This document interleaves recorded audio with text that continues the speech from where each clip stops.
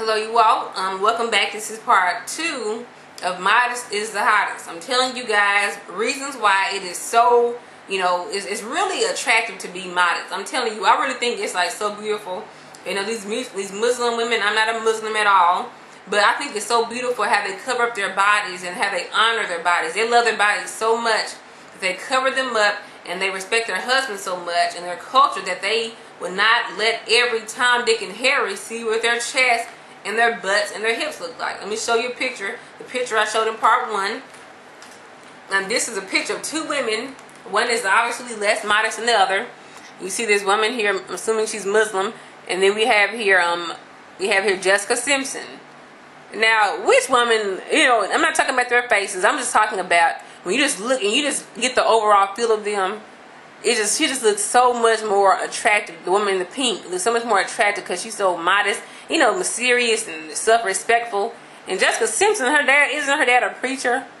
And we see how she's dressed, and it's like she's not making a good point for Christians at all.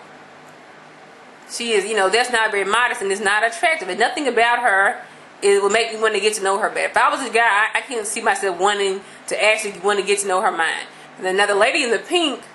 If a man approaches her, he's going to want to actually get to know her personality, her mind, her thoughts, her concerns. A man looks at Jessica Simpson in this picture, he's going to want to hit and quit because she's not somebody you want to bring home to mom. It's a shame that we have Christians dressing like this. Everybody knows Jessica Simpson's dad, I believe, is a preacher. Jessica Simpson, she saved it for marriage, and so I do honor her. I honor her a lot for that. She saved her virginity for marriage. And I do give her credit for that. But after some point, she used to be, America's sweetheart. And then she started wilding out like most people do who go to Hollywood. But that's a picture I showed. But moving on along, I want to give you all an example that the book gave about how men are tempted by women and we don't cover up our bodies. Now, I guess the book, they thought a good idea. Well, actually, the person they mentioned in the book, she thought it was a good idea to find something to compare the way that men view women's bodies. They wanted the woman wanted to find an analogy with how women admire something else a whole lot. And so she came up with chocolate. So she said, okay, I'm going to compare how men view women's bodies with how women view chocolate. So, she's a high school teacher. And she decided to do an experiment. So first of all, she had all the boys go to a different classroom, and she stayed with the boys. And this is after she told the girls, how to be more modest and how hard it is for men to concentrate. How hard it is for the young men to concentrate in class when the girls are dressed a certain way. And so she had a student teacher be in the classroom with all the girls. And to the side of the room, off to the side of the room, she had a huge bag of Hershey's Kisses. Okay? And she told the girls, she said, do not look at, do not eat, do not touch, do not talk about, do not even think about the Hershey's Kisses on the other side of the room. And she said that if they did, and if the teacher found out about it, the student teacher would give them sentences to write over and over again. Okay? The teacher said that when she returned to the classroom with the girls in it, every single girl in the classroom had to write sentences. They all either talked about, thought about, looked at, or ate some of the Hershey's Kisses. Every single girl. And they knew that if they'd done it, they would have a punishment to do. All the girls raised their hand when the teacher asked if they wanted candy and had a hard time not looking at it. And if you work with young kids before, you will know that when they see something they like, they'll always be looking at it and they be eyeing it and they can't wait till you pass it out. They want some. Now, how much more valuable is your body than a bag of Hershey's Kisses? If you have a hard time not looking at candy, which you know you're going to get punished for, if you look at it or talk about it, how much more difficult is it for young men not to look at breasts when they see your breasts just, all your cleavage all showing and your butts all hanging out and your stomach's all revealed and your thumb hanging at the back of your jeans. There's some girls, who wear low cut jeans and, their thumb will be showing, whatever, the crack of their butt will be showing. How much more tempting is your body than a bag of Hershey's Kisses? Now again, you know, if you're a Christian woman, your body is not for all these men to see. If you're a Christian woman, and if God has it for you to be married, let's just say you're already married. The way I look at it, I'm already married in advance. I believe I'm going to get married. So I can go ahead and just say I'm married in advance. I'm already married, just in the future. Whether that be months or years' time. So why would I wear short shorts and a shirt that shows my midriff if I have a husband? You know, I have a husband on the way. You know, who does that to their husband? This is something else I want to show you. Another picture I want to show you all. I love wedding dresses. I love wedding dresses. I actually sketch wedding dresses for fun.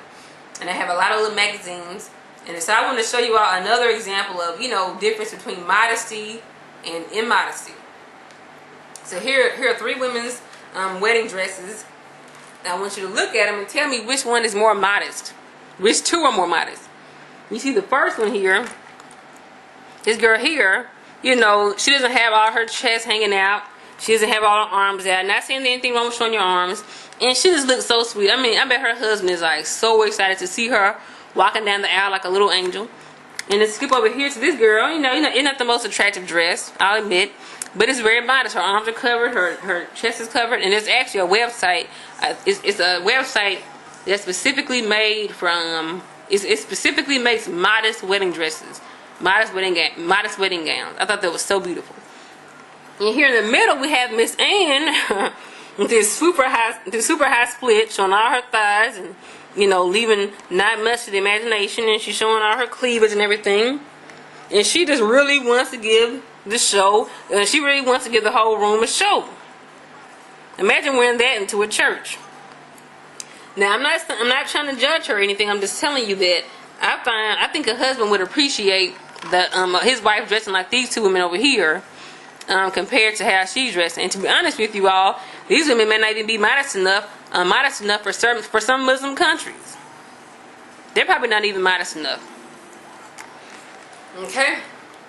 Now one more thing I want to read to you all. This is very important. If nothing else I said got your attention, this definitely will.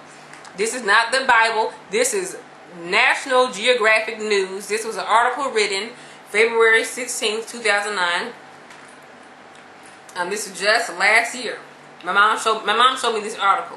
The title is "Bikinis Make Men See Women as Objects. Scans Confirm." This is scientifically proven with equipment. So this is not just, I'm just saying this because I'm supposed to say this. It's because it's actually proven by computer scans, by brain scans. Okay, the author is Christine Delamore in Chicago. And I'm going to just read it to you.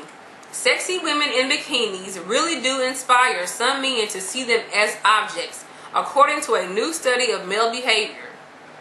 Brain scans revealed that when men are shown pictures of scantily clad women, the region of the brain associated with tool use, when I say tools, I'm talking about, you know, screwdriver, monkey wrench, hammer. The region of the brain associated with tool use lights up. Well, I don't know where that part is, but it lights up. That means it's moving. That means it's activating. That means it's functioning. Men were also more likely to associate images of sexualized women with first-person action verbs such as "I push," "I grasp," "I handle," said lead researcher Susan Fisk, a psychologist at Princeton University. That's a well-known university, very honorable university. It says, "I push, I grasp, I handle," just like with tools. You know, you hammer, you screw, you wrench. You know, it's just like when they see you scantily clad. It didn't just say bikinis. It actually said scantily clad. That means they see you, like, the part of their brain that has to do with humans does not light up. The part that has to do with tools lights up. You're like a tool to them. Okay? And in a shocking finding, Fisk noted some of the men studied showed no activity in the part of the brain that usually responds when a person ponders another's intentions. This means that these men see women as sexually inviting. but are not thinking about their minds. What that means is that they don't think of, if you're wearing a bikini, they're not thinking, does she want to have sex with me? That part of their brain that deals with intentions does not light up. It's totally dead. The part with tools lights up and says, she wants to screw me. She's sexually inviting. I'm sorry for that vulgar language, but she's sexually inviting. But they're not thinking about your minds. Fisk said, the lack of activation in this social cognition is really odd because it hardly ever happens. This is really strange, you guys. And then the part of the article that talks about dehumanizing. Fisk and colleagues asked 21 heterosexual male volunteers to first take a test that scores people based on different types of sexist attitudes. The subjects were then shown pictures of both skimpily dressed and fully clothed men and women. Most of the men best remembered headless photographs of women in bikinis, even if they'd only seen the image for 0.2 of a second. That's one, that's a very small time period. Fisk reported this weekend in Chicago during the annual meeting of the American Association for the Advancement of Science. And the men who scored higher as hostile sexists, those who view women as controlling and invaders of male space, didn't show brain activity that indicates they saw the women in bikinis as humans with thoughts and intentions. These men who scored higher as hostile sexists, they don't see you with thoughts and intentions in a bikini. Now, when you're covered up like the girl I showed you earlier in the pink, I think it's called a burqa, they see her as a human with thoughts and intentions. But if they were to see Jessica Simpson, they wouldn't see her as having thoughts and intentions. They would see her as something to have sex with. And this may actually be a reason why maybe rape is the way it is. Maybe because these men, their brains, I'm not justifying rape at all, but the part of their brain that cares about, your thoughts and intentions doesn't even light up. It's totally dead. It's brain dead. The only part that lights up is the part about tool usage. I push, I grasp, I handle. Now, the only time scientists have seen this absence of activation and that part of the brain happen was only one time before, and I'll tell you when it happened.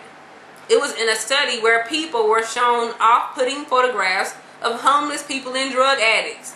When you dress scantily, you are in the same category as a drug addict and a homeless person in people's eyes. And if you're like most people who see homeless people, you see them as, they're disgusting, they just taking up space, they make us look bad, they're eyesores to our community, they're just useless, they're lazy, they're good as dead. They don't see you as they don't see you as being, if you're homeless, they don't see you as being hungry and starving and sad and needing help and, needing hope and love. They just see you as some useless citizen who's contributing nothing to society. The same as drug addicts. So when you dress scantily, women, these men, the part of their brain that thinks about your thoughts and intentions does not activate. You're as good as a homeless person and a drug addict to them, and probably even a prostitute. You could throw that in too. Because you see all three of these on the street: homeless people, drug addicts, and prostitutes. They see you as the same thing as that. So, even though men, even though men shouldn't see you like this, understand that they will and they do. Just because people shouldn't take things that aren't theirs doesn't mean you're going to walk around with dollar bills, glued to your shirt. They shouldn't steal. Men shouldn't touch you. Men shouldn't rape you. Men shouldn't see you as a whore if you're not a whore. Men shouldn't say rude things to you. But the truth is that they will and they do. So act accordingly, you guys. Cover up your bodies. Your body is a temple of the Holy Ghost. What are you doing showing your breasts and your butt and your thighs to these total strangers every time Dick and Harry? The women in the Bible days would not dare dress like that. Don't give these men a cheap thrill or a free ride. They don't deserve to see your body. They haven't paid for a wedding ring. They haven't pledged to spend their life with you. So ladies, Christian ladies, cover up your bodies. Thank you for watching. Bye-bye.